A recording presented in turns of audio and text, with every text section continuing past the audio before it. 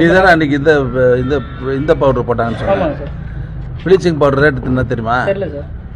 Bleaching powder கிட்டத்தட்ட 13 ரூபா 10 ரூபா. மைதா மாவு என்ன ரேட் தெரியுமா? நீ தானே கேள்வி கேட்ட. 40 ரூபா. ப்ளீச்சிங் பவுடர் எவ்வளவு சார் டென்ட் விட்டுருக்காங்க மாநகராட்சியில?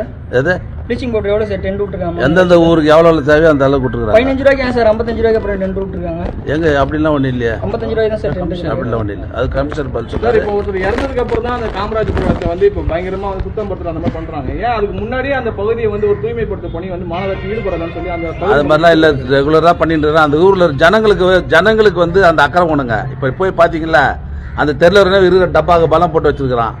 நீங்க போய் பார்த்த இடத்துலயே கழிவுநீர் ஓடையெல்லாம் வந்து தூர் வராம அப்படியே இருக்கிறதே நீங்களே சொல்லியிருக்கீங்க. இப்ப மக்கள் மேல குற்றம் சாட்டுறீங்க. அப்ப மாநகராட்சி மேல நாங்க என்ன குற்றம் சாட்டுறோம்? அப்படியே வச்சிருக்காங்க, நீங்க தான் சார் சொல்றீங்க. இப்போ மக்கள் மேலே தப்பு இருக்குது இல்ல? ஆமாங்க சார். இப்ப மாநகராட்சி மேலயும் அந்த கழிவுநீர் ஓடைகள்லாம் தூர் வராம இருக்குல்ல சார், அதுக்கு என்ன சார் பதில்? நல்ல தூர் வாரி தான் இருக்கிறோம்.